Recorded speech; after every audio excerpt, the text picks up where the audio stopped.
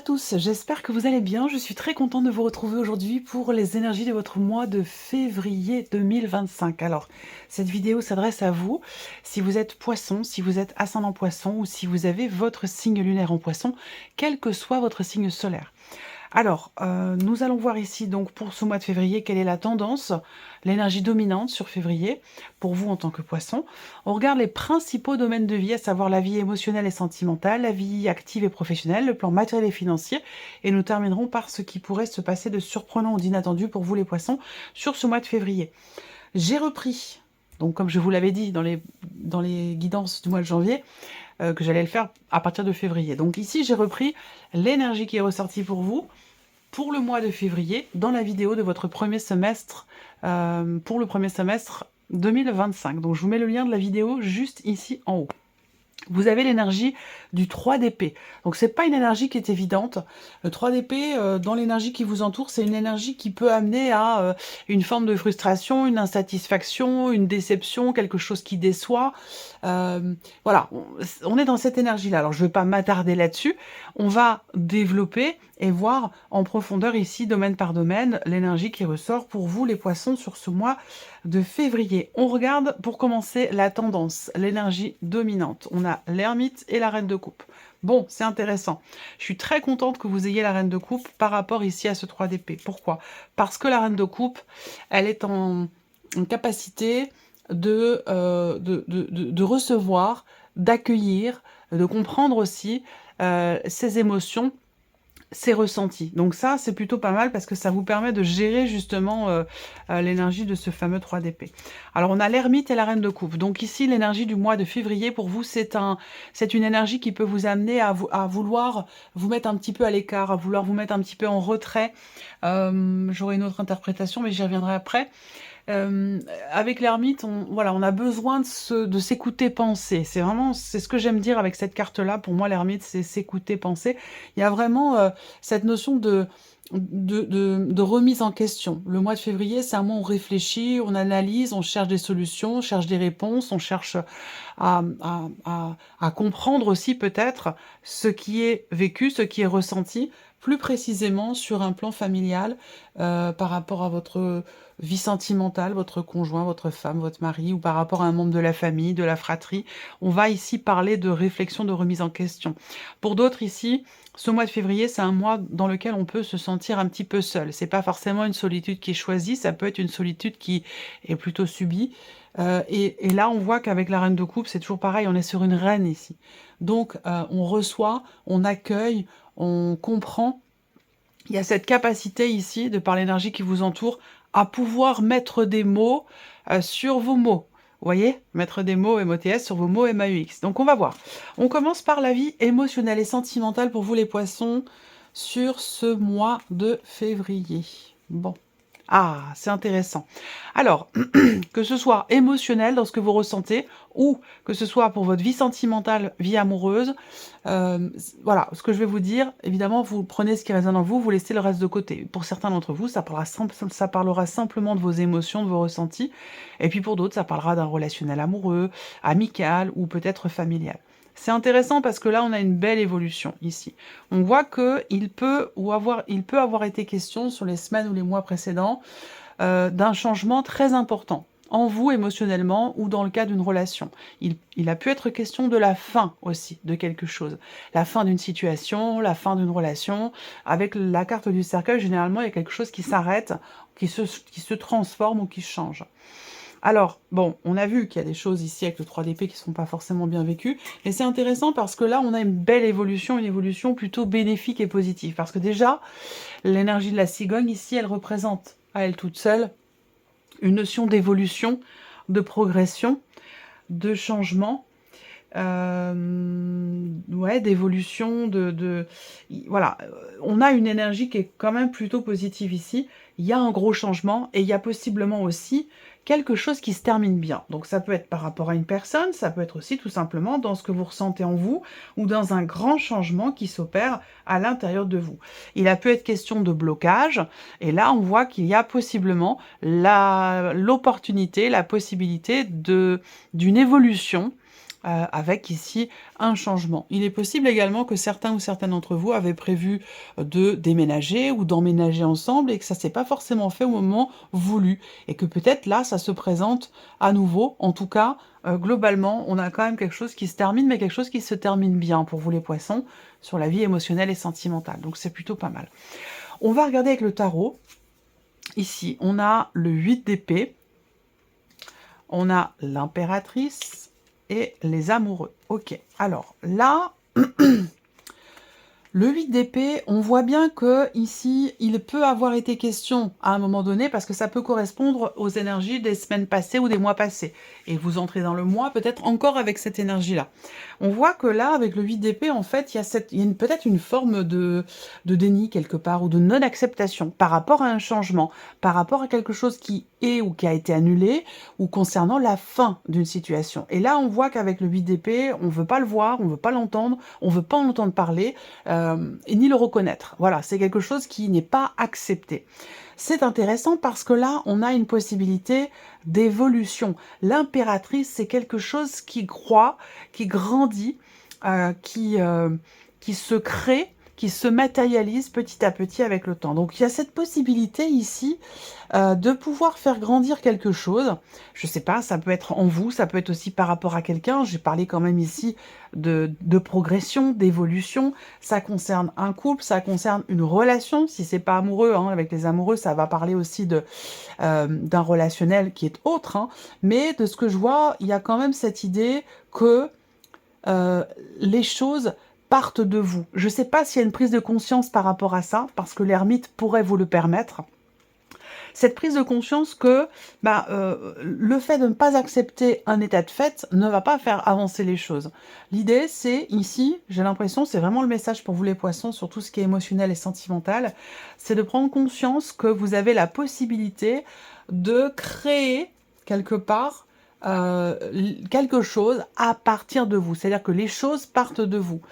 L'idée, c'est que en étant dans l'observation, plus que dans l'action, ça ne vous permettra pas de faire avancer la situation en question.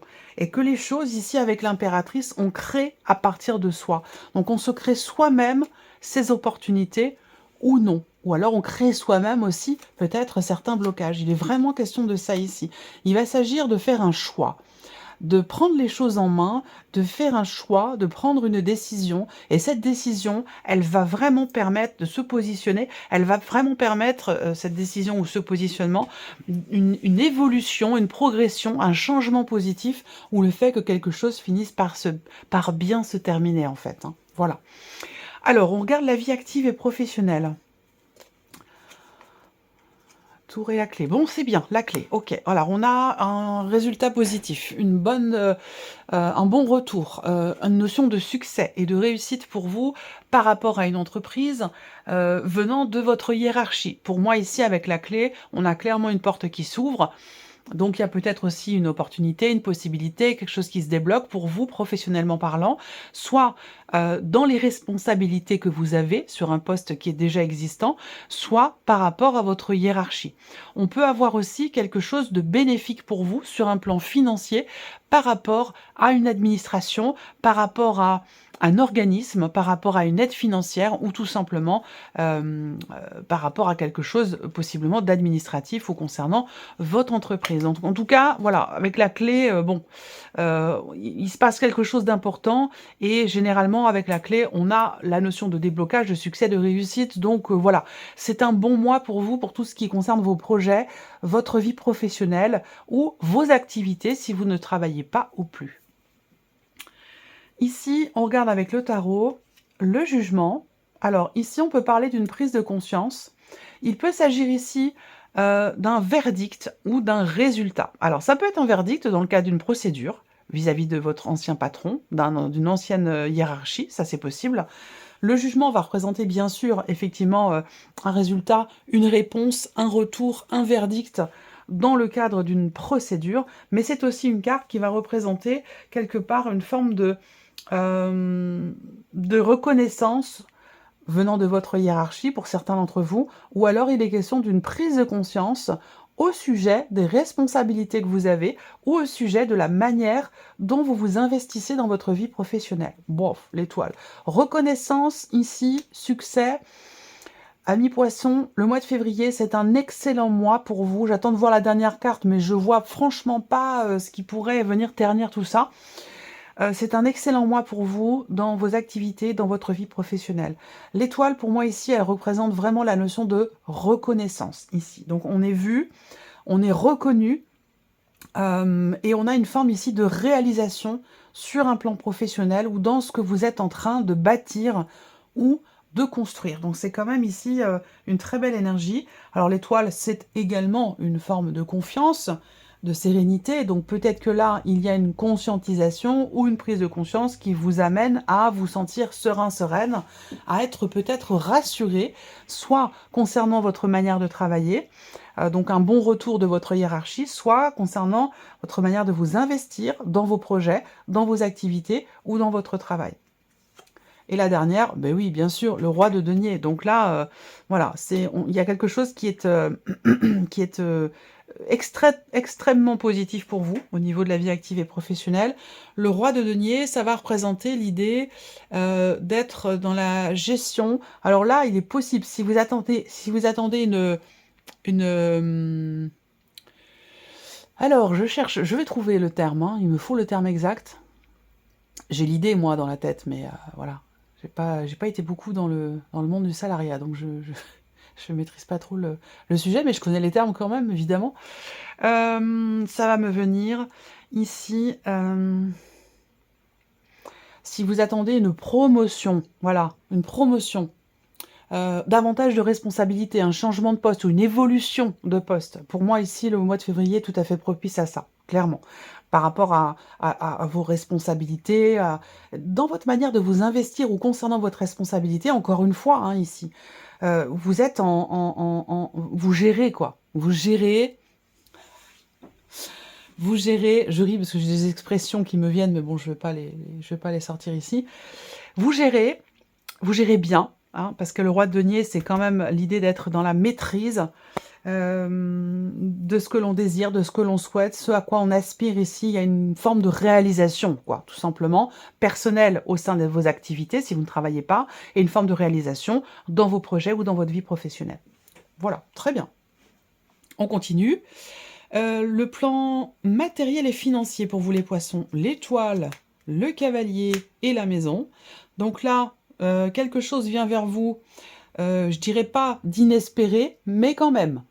C'est-à-dire qu'on voit qu'à un moment donné, il y a une attente, un espoir, on patiente pour quelque chose, on espère quelque chose, et ce que l'on attend, ce que l'on espère, arrive ici sur le mois de février.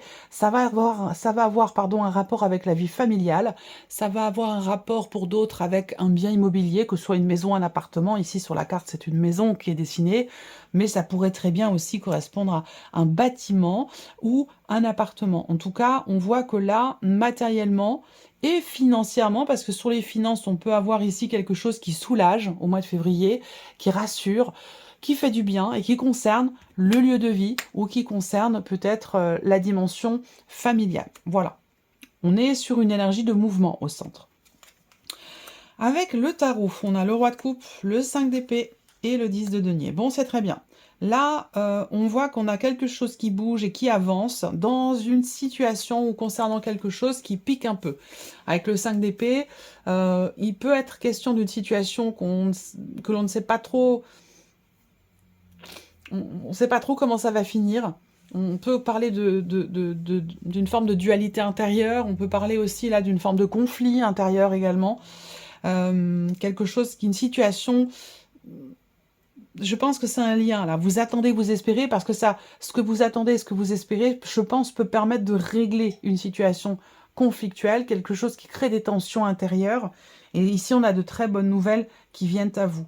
Donc, je pense que ça permet de régler aussi peut-être quelque chose en rapport avec les finances, concernant de l'argent, concernant un budget, parce qu'on a en plus le 10 de denier. Donc là, est-ce qu'il est question aussi peut-être pour certains d'entre vous de patrimoine, d'une transaction immobilière, qui pourrait avoir lieu. Même si à un moment donné, on hésite un peu, on veut vendre, mais en fait, au fond de soi, on n'a pas très envie, ou alors on veut pas vendre au prix qui est proposé. Enfin voilà, il y a de la tension intérieure ou une forme de contradiction, mais il y a quelque chose qui se règle quand même ici. Et pour moi, on a tout ce qui touche ici au patrimoine, allez, tout ce qui est en rapport avec un héritage, un don, un legs, quelque chose comme ça, sur de l'immobilier.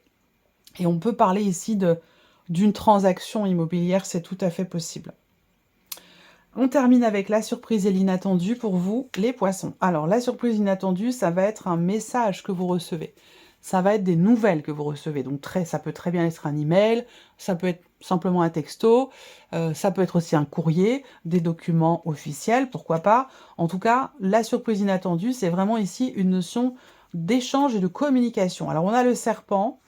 Ça peut concerner une situation un peu contrariante. Avec le serpent, je rebondis ici sur le 3 d'épée, où on a une contrariété, une frustration ou une déception. Donc ici, on voit qu'il en est question. Vous allez recevoir des nouvelles au sujet de cette situation qui génère frustration ou déception. Ça peut être en rapport avec de l'argent, ça peut être en rapport... Oh, certains vont faire un test Covid aussi, mais enfin, je ne devrais pas en parler, bon, j'en parle pas. Bon, ça n'a rien d'extraordinaire non plus, hein. De toute façon, maintenant, on n'en fait plus qu'un. Mais voilà. Ici, donc, des nouvelles concernant un budget, concernant une somme d'argent, un investissement ou un mouvement d'argent. Et on voit que on n'est pas très à l'aise par rapport à ça. Ou alors, effectivement, il peut y avoir des contrariétés. Ici, vous pourriez également recevoir des nouvelles d'une femme, d'une personne avec une énergie plutôt féminine, qui a les cheveux plutôt foncés, plutôt bruns, et qui est loin de vous géographiquement. Qui peut être dans une autre région, un autre département, et voire même un autre pays, pourquoi pas. Alors, on continue, l'as de coupe. Donc ici, on peut avoir des nouvelles d'une personne. Des nouvelles d'une personne que vous aimez beaucoup. Ici, on peut parler avec l'as de coupe d'émotions. Donc, soit ce sont des nouvelles d'une personne que vous aimez beaucoup, avec qui la relation n'est peut-être pas forcément non plus très clairement définie dans ce qui est partagé. On peut parler aussi là de nouvelles qui arrivent à vous concernant un projet, concernant quelque chose de nouveau ou le début de quelque chose qui semblerait quand même beaucoup vous tenir à cœur. C'est très important pour vous. Ici, alors, là, il va s'agir d'exprimer aussi, surprise inattendue, on peut parler de l'expression de sentiments et d'émotions, de ressentis, de frustration également, parce que là, il s'agit de faire sortir quelque chose, d'exprimer, on ne peut plus garder ça pour soi, parce que c'est trop compliqué. Voilà, il y a une notion de complexité dans le fait de garder quelque chose pour soi. Donc je pense que là, il va s'agir de le laisser jaillir et de l'exprimer visiblement. On va parler aussi là, avec la grande prêtresse, d'une nouvelle. Ça peut aller avec la carte de la lettre. On peut parler ici du fait d'apprendre quelque chose. On apprend une nouvelle, quelqu'un vous annonce quelque chose, ou vous révèle, vous dévoile quelque chose. Voilà. Et le cavalier de coupe. Donc, vous voyez, en fait, le serpent, on peut avoir des appréhensions ou un manque de confiance ici, par rapport à de l'argent, par rapport à un projet, une transaction, un mouvement financier. Mais on peut avoir aussi un manque de confiance par rapport à quelque chose qui est dit, qui est annoncé. On ne sait pas trop sur quel pied danser. Peut-être que la relation n'est pas clairement définie. Ça peut être aussi dans le cas d'une relation non officielle ou d'une relation cachée, c'est possible. En tout cas, bon, il y a quand même cette idée de suivre son cœur, d'écouter ses émotions profondes. Avec le cavalier de coupe, on a quelque chose qui se remet en mouvement, peut-être intérieurement. Il est possible, dans la surprise et l'inattendu, que vous ayez le ressenti profond, l'intuition que quelque chose va se remettre en mouvement pour vous, au niveau de la vie sentimentale, ou concernant le fait qu'il puisse se passer quelque chose de nouveau pour vous, au niveau de la vie émotionnelle et au niveau de la vie sentimentale. Voilà pour vous, mes chers poissons. On va terminer avec un message. Ici, une carte, un message. Alors, ça peut être un message. C'est plutôt un bon, ça peut être un message, hein, ça peut venir voilà, de vos guides, de vos défunts. Ou... C'est plutôt ici, vivre avec le petit oracle, le vivre avec les accords Toltec, c'est plutôt des suggestions, des pistes un éclaircissement, une suggestion par rapport à une manière de percevoir les choses ou les situations ou les relations. Donc je vais laisser venir 3 cartes et vous allez choisir une de ces 3 cartes comme d'habitude, hein, où vous choisissez un chiffre entre 1 et 3. Et ça peut également, vous pouvez également définir que la première carte est un message pour la vie professionnelle, la deuxième carte un message pour les finances et la troisième un message pour la famille, enfin voilà, comme vous voulez. Alors on y va, première carte, chiffre 1, la voici, je la cache. Deuxième carte, chiffre 2 pour les poissons.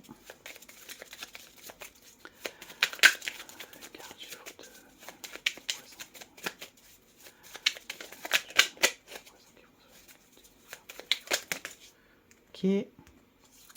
Et troisième carte, chiffre 3.